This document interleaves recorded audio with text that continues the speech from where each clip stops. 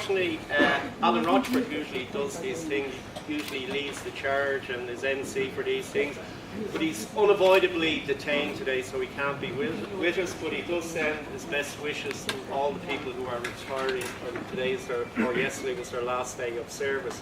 We have 13 people in all, and there is quite an amount of service between them.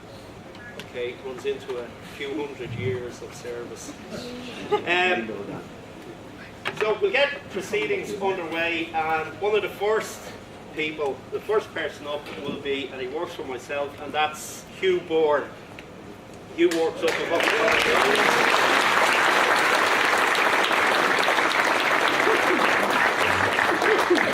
came into the job in 1976. Okay, it was the year I think we had the hottest summer ever. It was the year of the great, or of the Salons train robbery. Not associated with I know if the guards were here, they would try. Okay. It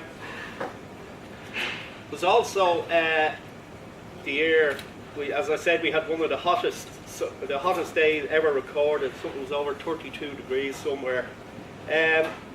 Also at the time, the big films at the time were Rocky and King Kong.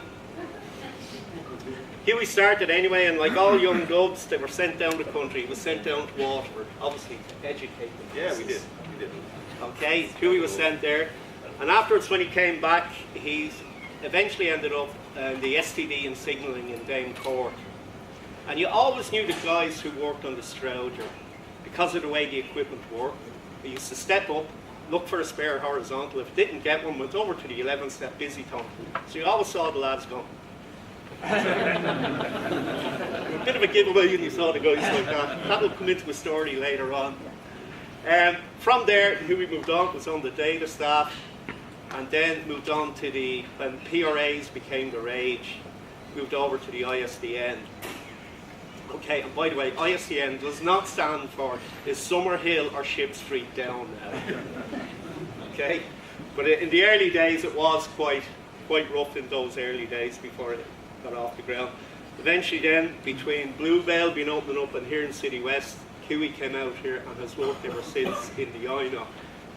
The one thing I must credit Hughie with is one day when he was late, he gave me the greatest ever excuse to being late. It was so good, I had to believe him. This day, Hughie and his good lady wife slept it out.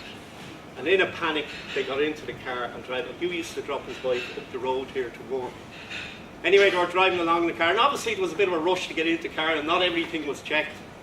And Mrs. Byrne turns around to Hugh and says, "Hugh, I'm not wearing any bra." Because, darling, I haven't the time nor the inclination. So Hughie, the gentleman he is, drops the good lady wife off to work, and she says, "I'm not going to work without a bra." So Hughie thinks on his feet and says, "I'll go over to Ben's boutique and get you one." So over Hughie goes into the lingerie department and Ben Dunn, remembering his training. And he gets to the end and he just grabs one, pays for it, and off up he goes to his good lady wife. He said, "There you are, darling, got one for you." Hughie had never checked the size.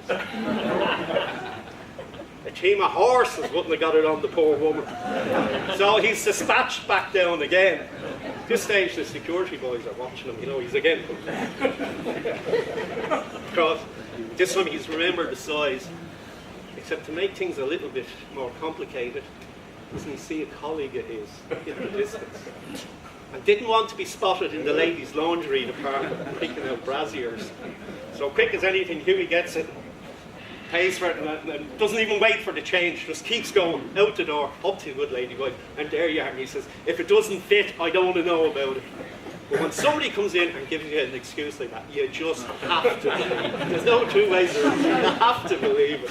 So Hughie, on behalf of everyone here, I'd like to wish you all the best in retirement, and it has been a pleasure working with you. Thank you.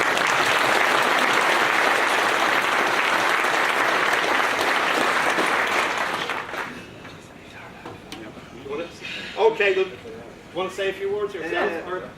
I'll just, it's like, just basically like I'm leaving it's been good working for EIRCOM. It's paid for everything that I own, like my house. It's educated my kids, put cars and lots of bikes under me.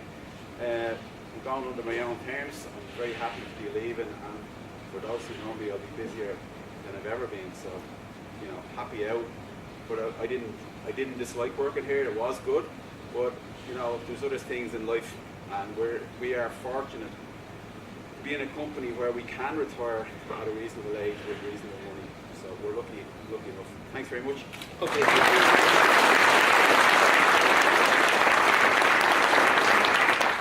I'd now like